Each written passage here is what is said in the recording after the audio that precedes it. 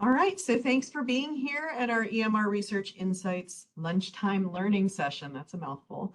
The presentation series offers a unique opportunity for current and potential students and faculty and staff to gain insight into ongoing projects, research methodologies, and emerging trends. I'm Regina Garza Mitchell. I'm a professor in the program. And I'll just take a moment in case not everybody is familiar with it to say that the EMR certificate and degree programs seek to develop scholars, evaluators, and leaders who have a comprehensive understanding and ability to integrate and utilize inquiry methods for multiple ontologies, epistemologies, and paradigms to address research and evaluative questions directed toward understanding and solving pressing problems and contributing to the knowledge base that informs practice. The 3 dimensions of EMR are fully integrated into our MA and Ph.D. programs, and we have 3 certificate options available focusing on qualitative research, mixed methods, and evaluation. For online or on-campus enrollment, you can visit our website to learn more. Our presenter today is Keith Fredlund, a Ph.D. student in the EMR program and data scientist. Keith holds degrees in the fields of music, mathematics, and biostatistics, and his work blends disciplines while aiming to ask fresh questions. Keith approaches his research by exploring the ways that rarely used statistical techniques can shed light on underexamined fields. His projects have ranged from studying inter-rater reliability in competitive Irish dance to applying Hofding's D to broaden our understanding of the way daylight savings affects animal drug trials and examining how seasons may shape mass shooting events. Outside of his academic life, Keith serves on the board of the St. Louis Bach Society and represents the U.S. on the national kettlebell sport team. So see, we can do more than just research.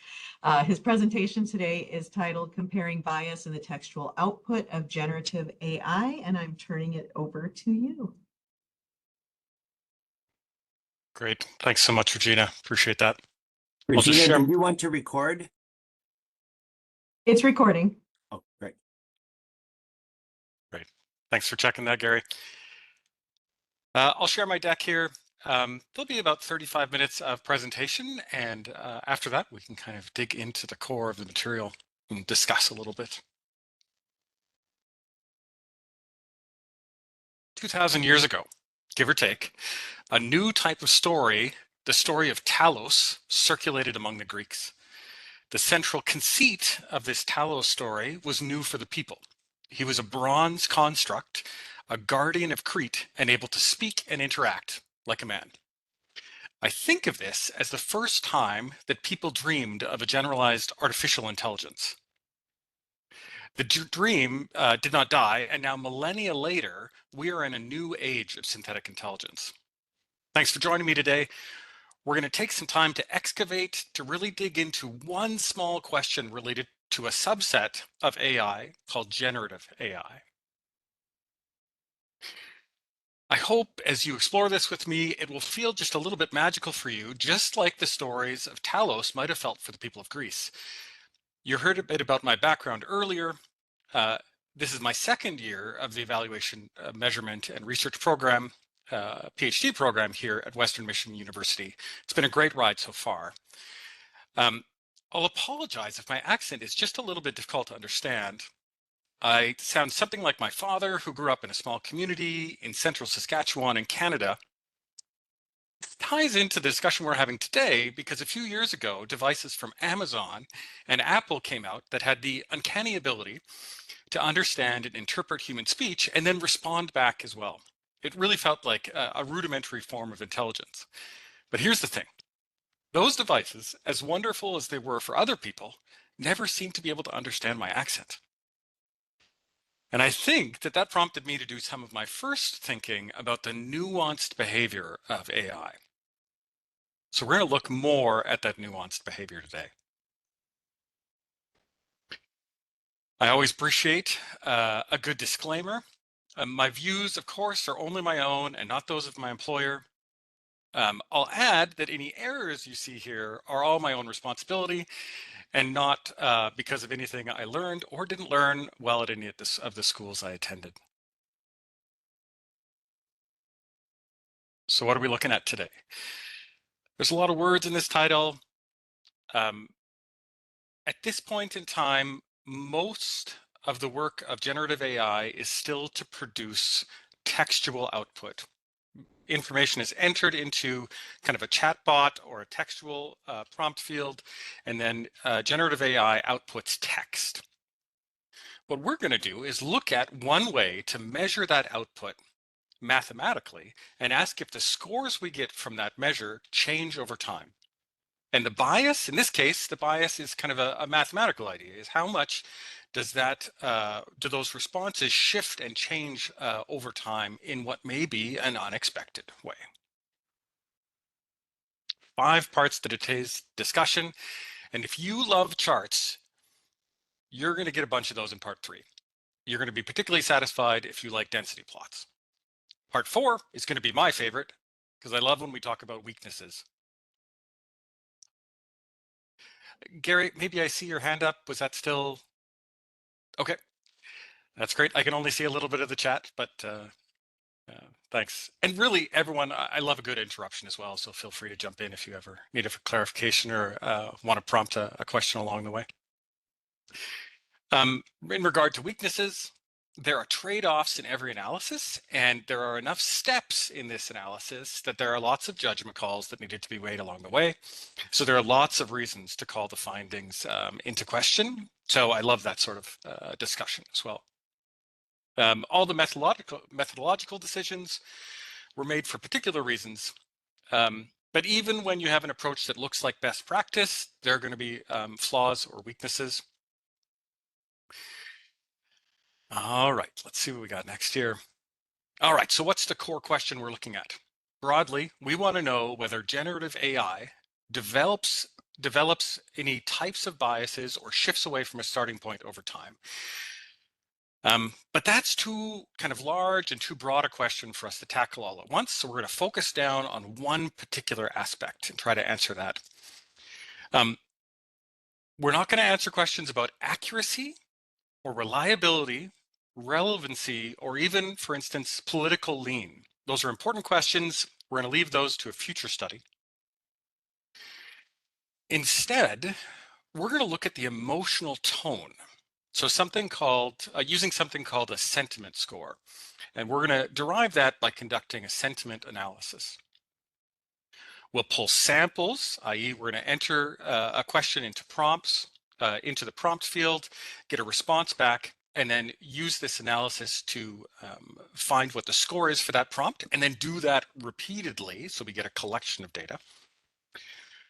We're not going to look, when we look at those samples, we're not going to look first at the central tendency or the middle point, the mean or the median. Instead, we're focusing on comparing distributions. So the shape of responses that we get as we get those scores in from repeated questioning of the AI.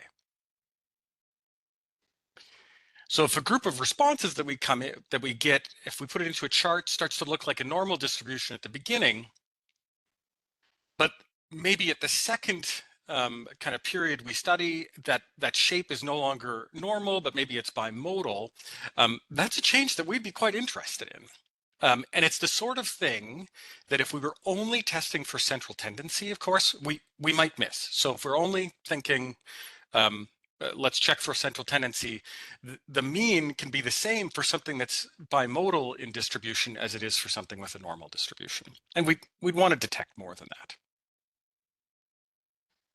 We're going to compare a few different LLMs, and I'll show them here in a little bit, or types of generative AI. You'll probably recognize them as I show them. And as I alluded to earlier, we're going to cover 2 different sample periods, kind of a first period and then a later period as well. And why do we care about this? So imagine your organization that has set up an AI chatbot to interact with customers wanting help buying cars. You set up your generative AI, you test it with a series of questions when you first set it up, but you've got it kind of configured so it has the tone of a confident and knowledgeable and eager to help person. You get that dialed in, you stop testing because it's all working great. You think it's going to be stable. But after a few months, you get reports from people saying, sometimes your eager AI helper is actually quite sullen. And it might be even more jarring or complicated to understand what's happening if sometimes it's pleasant and upbeat and sometimes it's quite negative. And that would be that bimodal distribution I mentioned earlier. Right now, many organizations test for accuracy and relevance, and may not even be really testing tone very often, but they often do it just at the beginning when they set up and not ongoing. This study we're doing here will reveal if there's something of a risk there.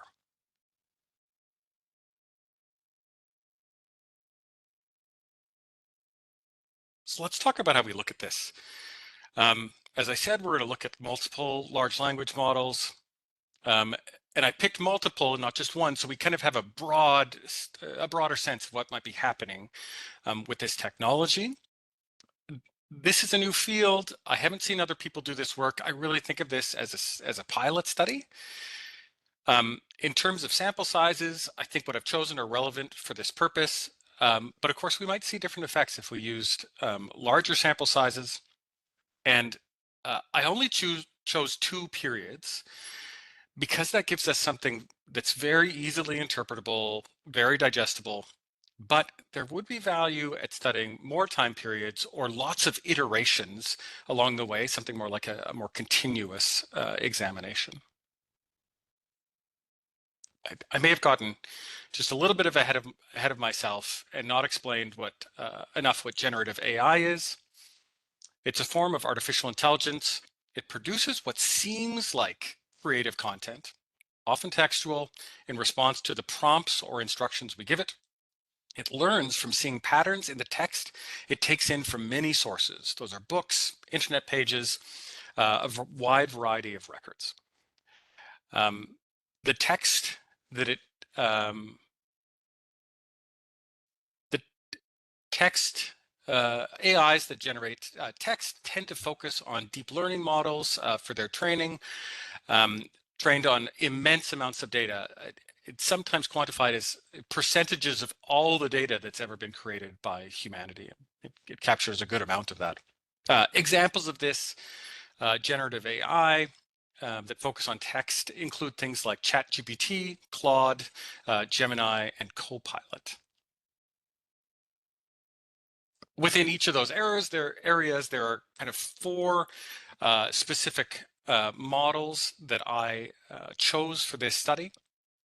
And just in terms of pronunciation, you may be wondering, how do I pronounce that first one? That's OpenAI GPT 4.0 rather than, for instance, 4.0. You'll see this later, but I didn't compare across models.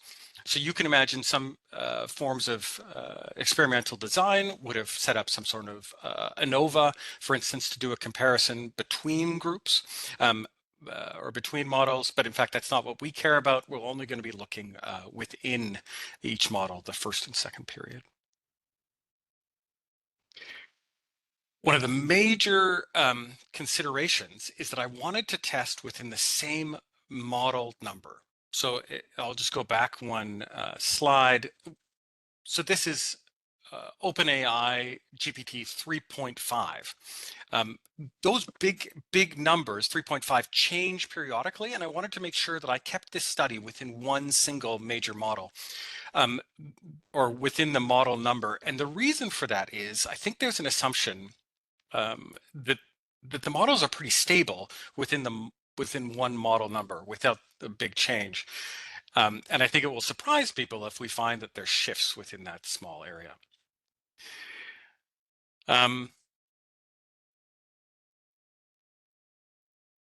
So the nuanced question we're looking at here is whether there's a shift while the model number stays the same, but over time. So I collected all my first samples around June 4th, and then the second around July 28th. I was worried that if I waited longer than 2 months, I'd lose access to a bunch of models as they improved and switched model numbers.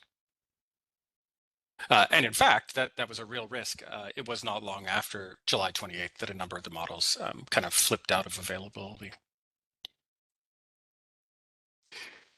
This is the prompt that I use, kind of everything on the right-hand side. Really the most important thing, I just asked for it to create a summary. The very top line is key. That's me telling it to kind of forget what's been done before. So I don't want it, for instance, to say, oh, Keith, you've asked for this very prompt in the past, so I'm going to intentionally change my answer in response to what I think you want. I want that not to happen. So I've said, hey, please make this a first-time request. In that prompt, there was mention of a PDF that was being analyzed. For this, I wanted to focus on a single article from Wikipedia, and I wanted it to be consistent over the 2 analysis periods. So what I did was I captured that article at the beginning of the first period, saved it as a PDF so that it didn't change over time. I'll acknowledge there is some chance that when you read a PDF into a large language model, that there are characters in there related to the formatting that are kind of read into the model. But I think that's okay on the assumption that those are going to be the same for the first period and for the second period, and we're just interested in consistency there. I also wanted the article to be kind of emotionally charged a little bit, so I chose one about crime in the United States.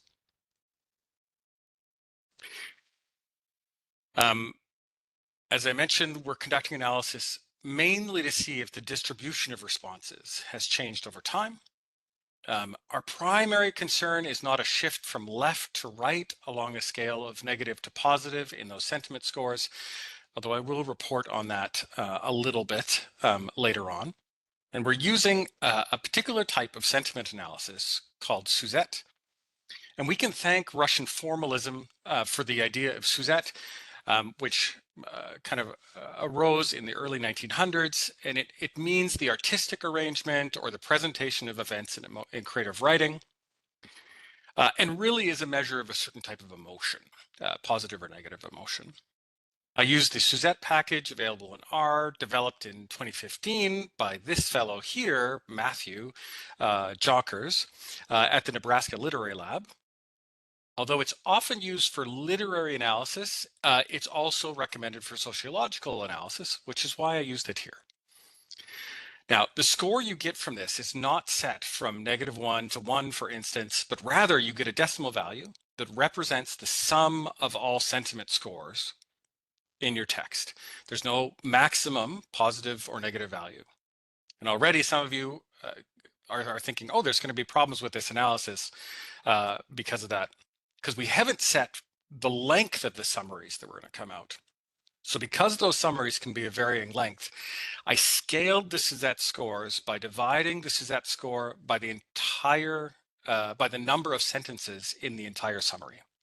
So really the score you're going to be seeing here is the average Suzette score or the average sentiment score per sentence. And I think that's an appropriate way to do this. There are critiques of the Suzette method by Annie Swafford that came out almost immediately after this R package came out. Sometimes it has problems with parsing around quotation marks. It has some context blindness, so sarcasm might be missed. And then some people think it's a bit overly simple. I conducted the sentiment analysis with 30 samples for each of the LLMs for each period. That's a total of 240 observations or outputs. Why 30 in a sample? So this is a pilot study. I didn't know how significant of a difference I should be expecting or looking for. But sample size is still relevant, and we had to have reasons for why I chose the size I did. Sample sizes as large as 4 or 5 might have allowed some kind of 2-sample median comparison tests. But of course, I wanted to look at distribution, and we need far more samples than just 4 or 5 for that. At 30 observations, we have at least some confidence that based on the central limit theorem, we can start to approximate normality if we were to decide to use parametric tests along the way. Most importantly, though, the core distributional test that I'm going to be using is generally reliable for 20 or more observations in a sample. In retrospect, I may have bumped it all the way up to 50. I think there's some people who think that gives greater reliability, and I buy that. If we got into very large sample sizes toward 1,000, we'd have problems with sensitivity that's too high. So we'd be detecting differences that are really trivial, but I don't think we're running the risk of that here. One additional note, which is a bit embarrassing, is related to the O4 mini model. I realized after I'd collected my second group of samples that I had only managed to grab 22 samples rather than 30 for that one model for the later period. Not my best work. I would have gone back and recollected, but I was more concerned about the passage of time than I was about unequal sample sizes, and 22 is probably still sufficient, so I proceeded that way. All right, these two guys. Andrei Kolmogorov, Soviet topology and statistics expert, he developed a one sample goodness of fit test in 1933 that allowed you to compare a distribution, and your ears should pick up, that's what we're interested in here today, between a sample and a theoretical distribution. So a sample and say a normal distribution. On the right, Nikolai Smirnov developed a similar test, but now it was an independent two-sample test, and he did that in 1939. The test we use nowadays that combines their ideas, called Kolmogorov-Smirnov, and I love the intensity that these two bring to their pictures. A little less intense are these three, Frank Wilcoxon, Henry Mann, and Ransom Whitney. Together, they put together a test you're probably familiar with, the Wilcoxon-Mann-Whitney, that is, instead of a test of distribution, a test of central tendency that's often used in non-parametric situations. So why did I choose, once again, Kolmogorov-Smirnov over Mann-Whitney? Well, Kolmogorov-Smirnov tests whether two samples come from the same overall distribution. That means it detects things like a change in distribution shape, spread, location, or central tendency, whereas the Mann-Whitney U only focuses in on the median and only looks for a shift in that. The KS test, if you're wondering how it's actually functioning, what it's looking for is when we superimpose two density plots over each other, what is the vertical maximum distance between any 2 points on that density plot? And when I show those graphs, you'll immediately start to see what that means. Mann-Whitney functions quite differently. It ranks all the observations in a single set and then compares the sum of those ranks for each sample. It's a very different approach. All right, coming into results. When I think of those ancient Greeks hearing about Talos, I can imagine them getting quite excited. In some ways, I think the graphs are the modern equivalent of ancient storytelling.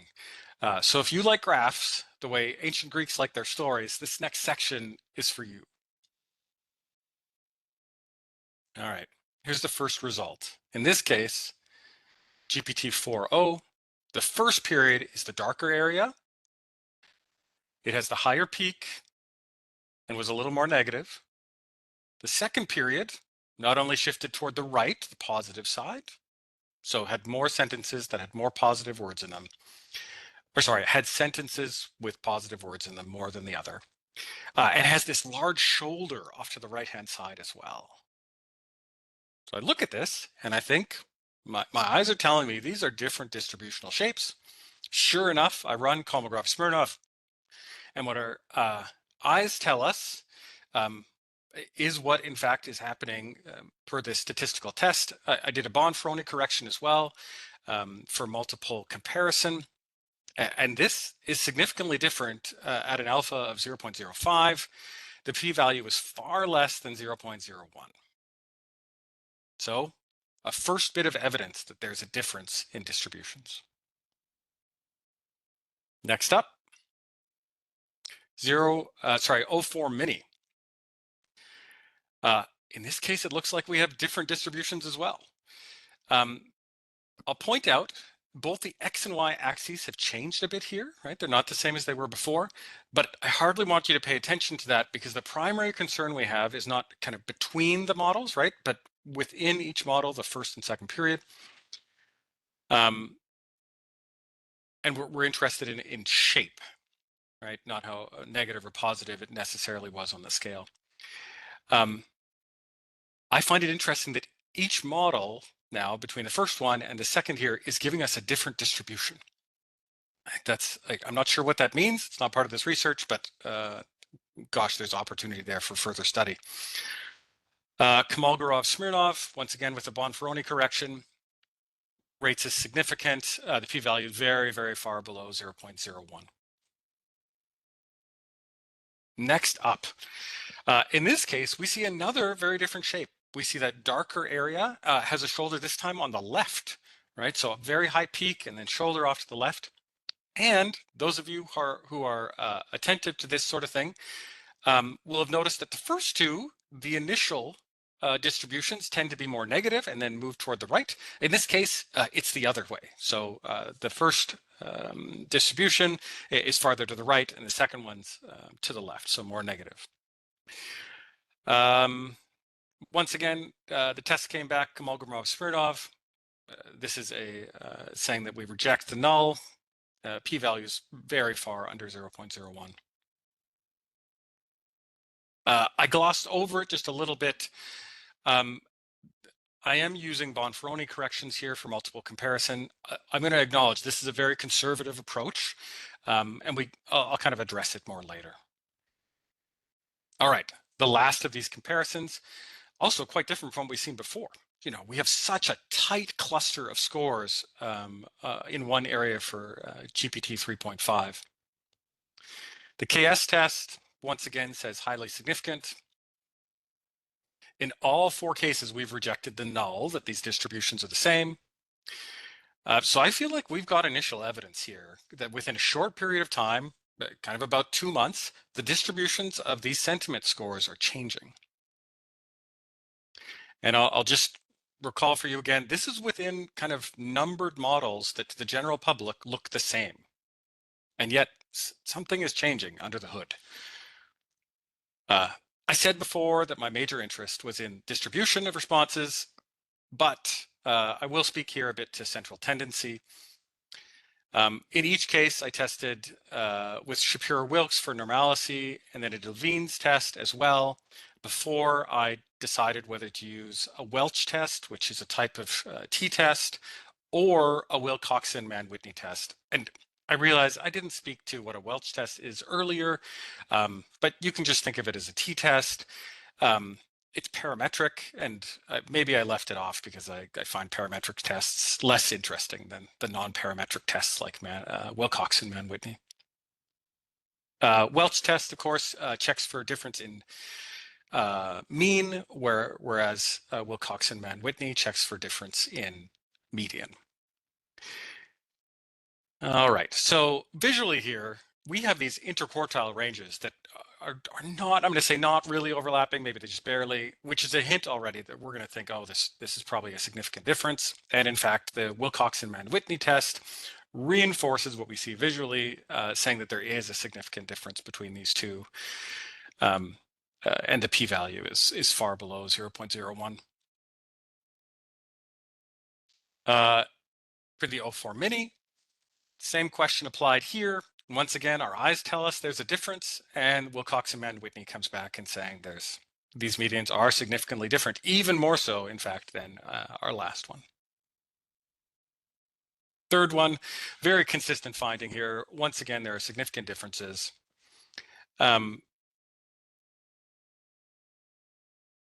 I'll mention all the Levine's tests I did as well were not significant. And you can see here what looks like a significant difference between the two samples. Mann-Whitney U comes back to indicate it's significant as well. Last one. This is a bit of a different bird. So when we think about interquartile range, which is the area that's shaded in both of these, for the first time, we have what looks like a reasonable amount of crossover between these things. And although I always say run a statistical test to check, you should maybe get a bit of a hint that it may come back as not significantly different if there's crossover of those interquartile ranges. And in this case, what I did was a Welch test, and in fact, it did come back to say that there was not a significant, did not find a significant difference here. or rather I would say fail to reject. All right, so we've done results, now on for weaknesses. And I always encourage skepticism of our results when we run experiments. And I think about that of my own work, that there's just lots here that could have been done differently. So I'd encourage everyone too to have that approach with their research. So 3 kind of areas here that I think are worth examining. I use Suzette. This is most appropriate for literature, as I alluded to earlier. Maybe not technical writing, and maybe this is sort of technical writing that was done here. Other people call it out specifically as good for sociological writing. Maybe that's what was happening here, so it's fine.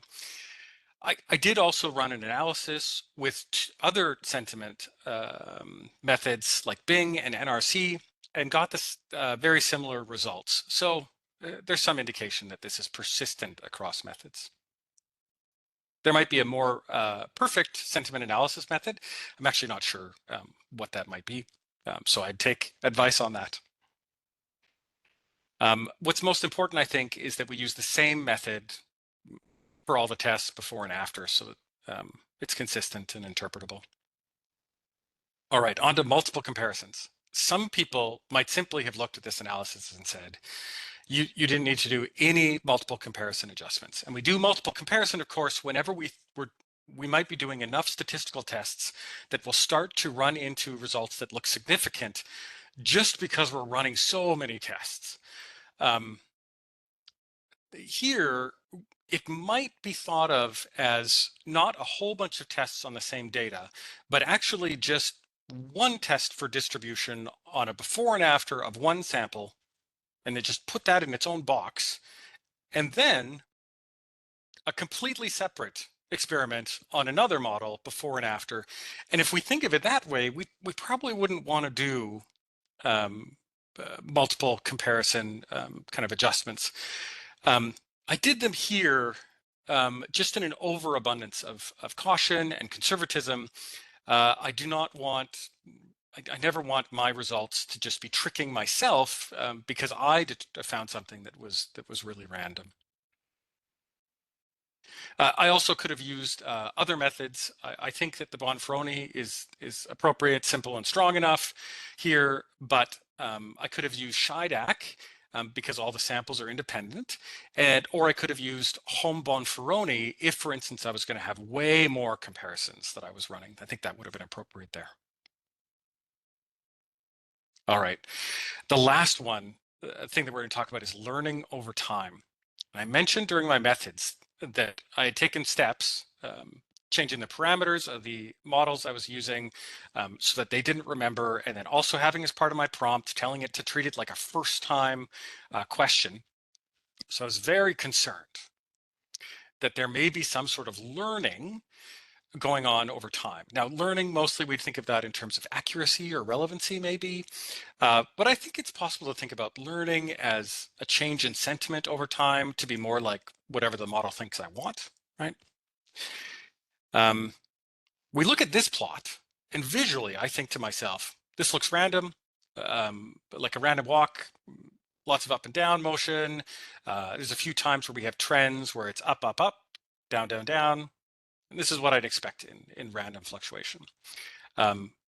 Just to be sure, I did run a Pearson correlation to look for a linear relationship, and then also a Kendall's tau to look for a monotonic, or you can think of that as kind of an exponential relationship, either up or down. Non-significant values for both, very non-significant in the range of 0.88 to 0.91 for p-values. So. But here's where things get a little bit interesting. This, I drew this time series over the iterations I did over time for the O4 mini model. And I think I began to convince myself that there was an upward trend here. And in particularly starting at about the 18th point there, it's like we just are going up, up, up, up, up, down once, up again. This feels like learning, you know, but you know, I'd put together all these sets. Maybe this is just random. There were just a couple that looked like this. I ran a Pearson test. Of course, it came back significant, as did the Kendall's tau. I didn't pick apart whether or not it's actually really linear or really monotonic, but maybe this should just give us a hint that maybe all the methods I used to try to control the learning were not enough, and that something's happening here. So interesting. But what we're going to come to next is one more chart where things feel a little crazy. It's this one, 2.5 flash, the first period. The opening looks fine. High variability in some subperiods, low variability in some subperiods. But at iteration 21, most of the values start hanging out at negative 0.1. This didn't occur for any other model. But those highly consistent values between 7 and 9 iterations make me raise my eyebrows quite a bit. And I am skeptical about a couple things. So I think one possibility is that I boffed my own data collection somehow. Or that somehow the LLM settings, the parameters were not set the way I thought I had set them, or they reset. Either way, it's curious, and it should lead us to be less confident about my conclusions. All right, where to from here? AI systems are really quite new. And we can't treat them the way we treat systems that we've developed kind of up to this point that are less random, that don't kind of shift and learn over time. We can't just launch systems and stop checking them, even over the short term. So what does this mean? This analysis, or what can we do from here? What other sorts of analysis sort of maybe come to mind as next steps? I measured sentiment analysis, but I'm also curious to see whether we might see shifts with measures of political lean, because I think we'd all be quite interested in that as well. Is that if your chat bot that you set up for your company starts getting more and more right wing or left wing, and it doesn't even need to be polarized just along those two planes, it could be along any other plane, like it becomes, slightly more or really, really favorable to certain family arrangements, right, over time. That'd be something that, gosh, that's a shift that would be surprising.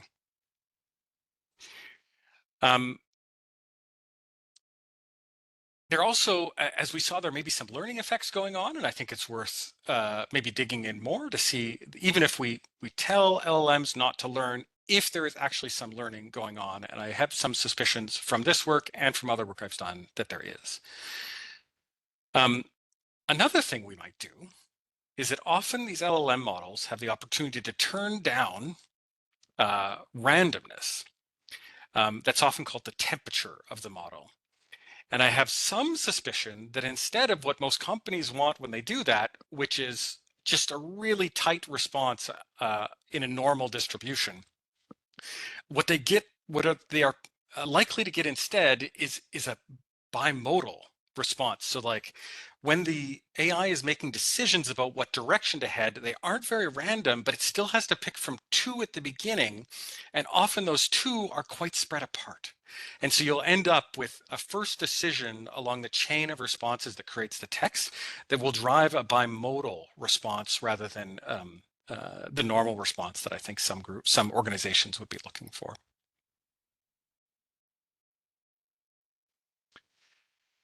So here's maybe, we can open this up to any sort of discussion at this point, but here are some questions that I'd be very interested in from the group.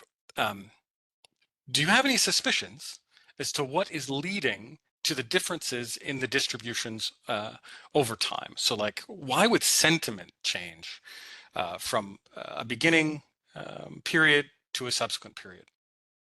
Also, if you have suspicions about what went wrong in the analysis, kind of in those areas where it was either learning or going flat, I'd love to hear about that. Or if you have some ideas on what else needs to be studied, it would be great to hear about those as well. So I'll stop sharing and open a bit to the group.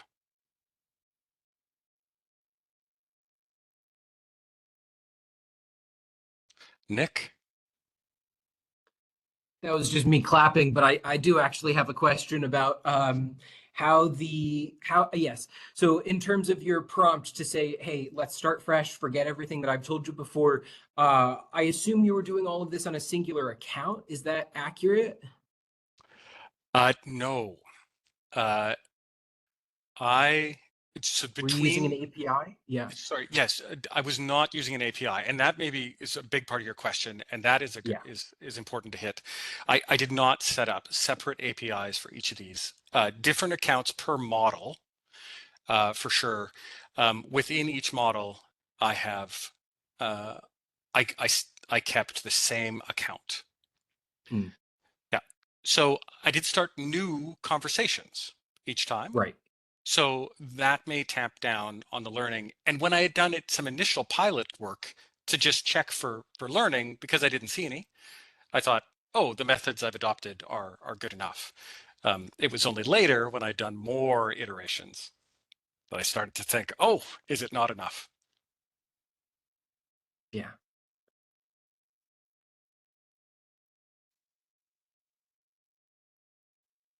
Applegate. Yeah, thank you, Keith. Interesting presentation. So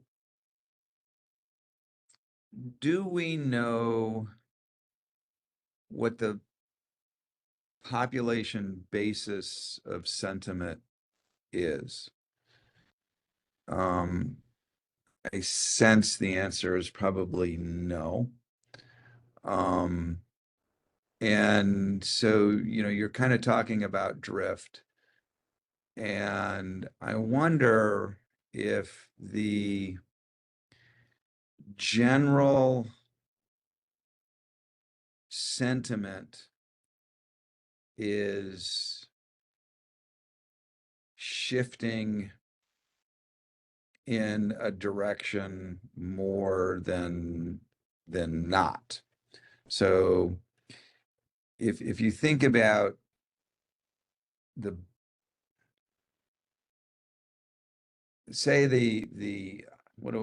can't think of the word, the general media, no, that's not the right, what is the word? I can't think of the right word. The general sentiment of world conversation as your population. And as different, mostly political changes occur, that may shift along a continuum from positive to negative.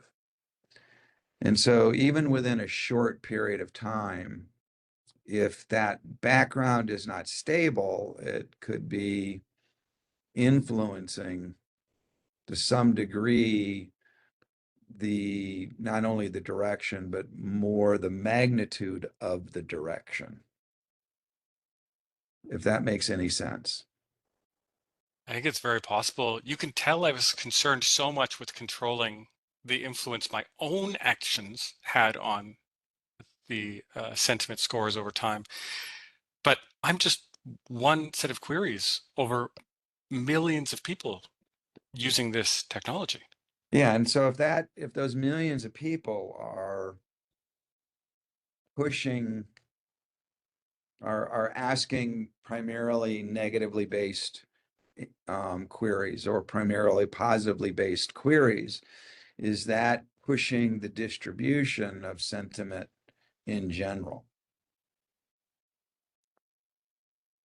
Yeah, I think this is a very good question. Yeah. So there's a thought. Thank you. Somebody else?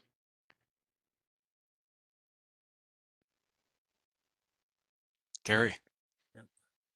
Thanks, Keith. That's really fascinating. Very, very fascinating research. And I'm not an AI person at all, but the things I come across are kind of shocking to me. But one thing that I learned was that, and this was a year ago, but the estimate from AI people was that the LLMs are based on 80%, something like that, of the English language. Okay. And 60% total of materials from USA. So I was in China at the time, and that was kind of a discussion there that they're using AI as well, but a lot of what is happening is that it's not really based on, it's very biased towards an American source. And just if you're looking at, your sources are, the sources are going to diversify. There will be more and more languages that are better represented over time. That's the anticipation but initially that's certainly a limitation. But I wonder if as more languages, more cultures are having space in these LLMs, is that going to lead to changes in sentiment, changes in the distributions that you might get just because of the change of the data sources?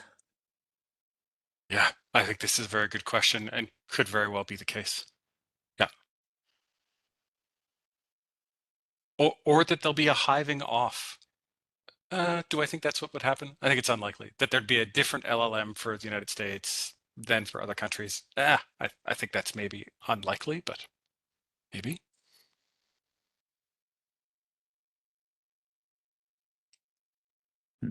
Yeah, very good point, though. So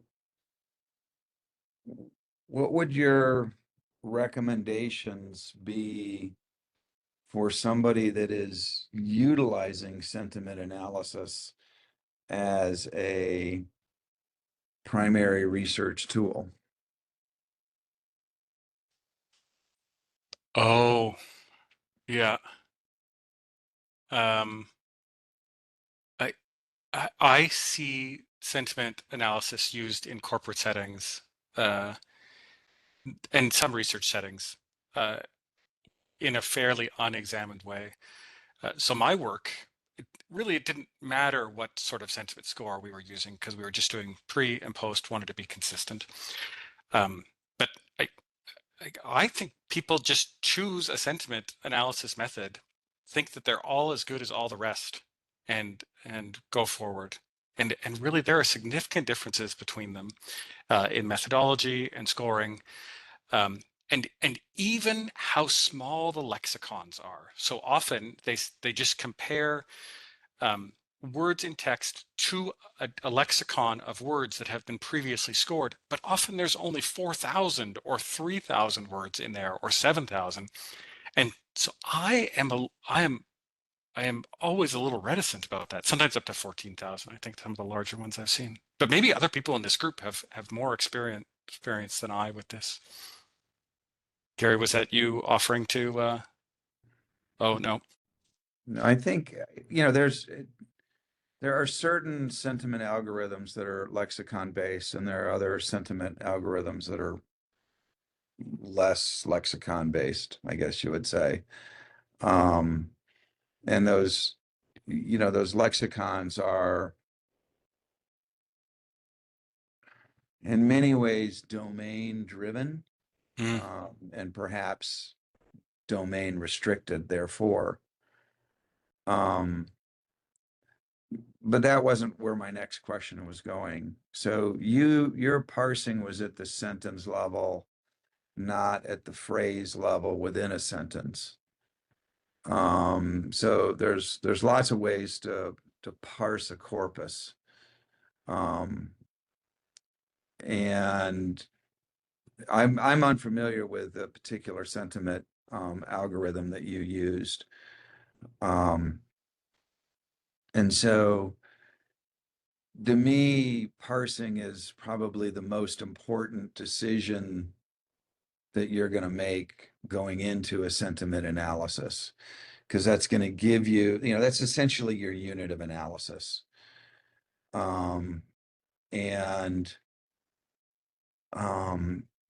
Luckily, you didn't have any clustering effect, but if somebody is using sentiment analysis to parse interviews or something like that, you have a pronounced clustering effect due to the interview interviewer, interviewee, interviewer exchange. So that dyad creates a clustering effect that absolutely affects the parsing.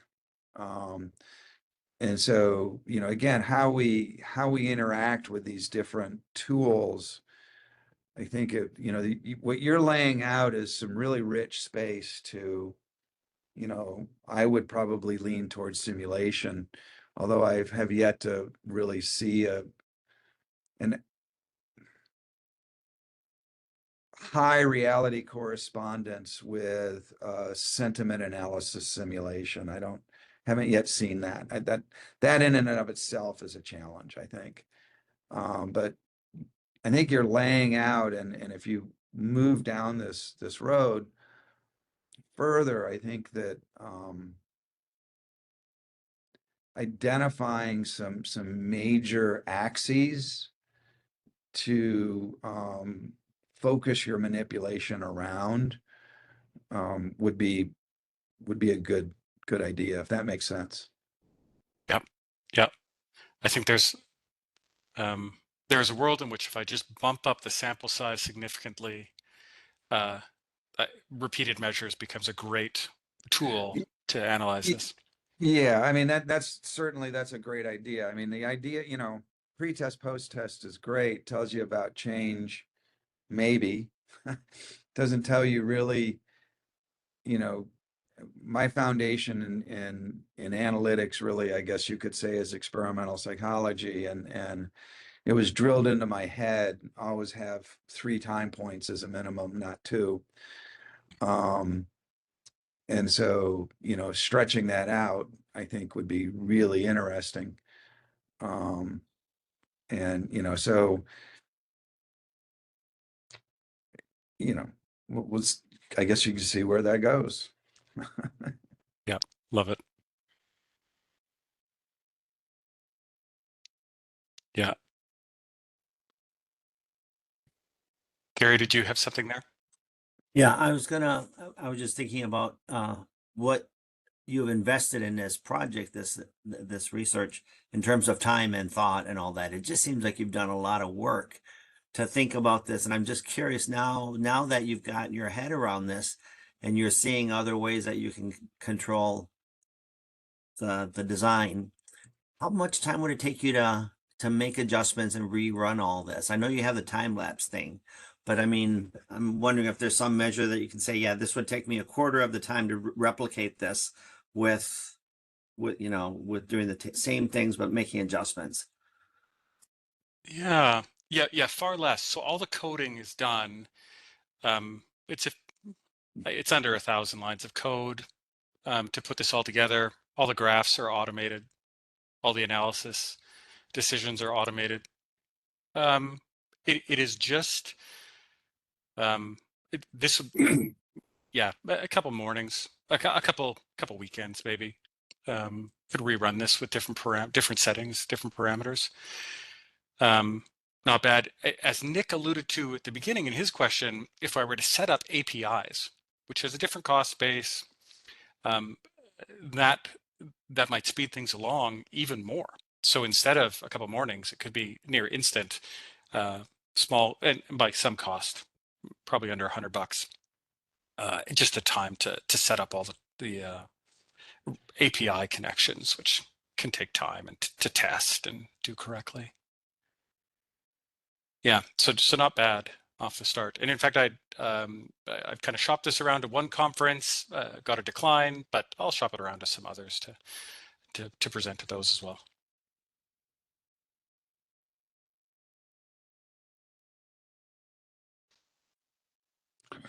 Well, thank you very much, Keith. It was an interesting, very interesting presentation. Oh, thanks very much. As you can tell, I just find this very exciting, and I feel like we are knocking on the door of the future. So love that. Well, thanks for leading the way in this. This is pretty interesting, and you may get questions from the audience later too. Yeah, that's great. Well, thank you very much. I think we're near toward the end of the hour here, so that's great.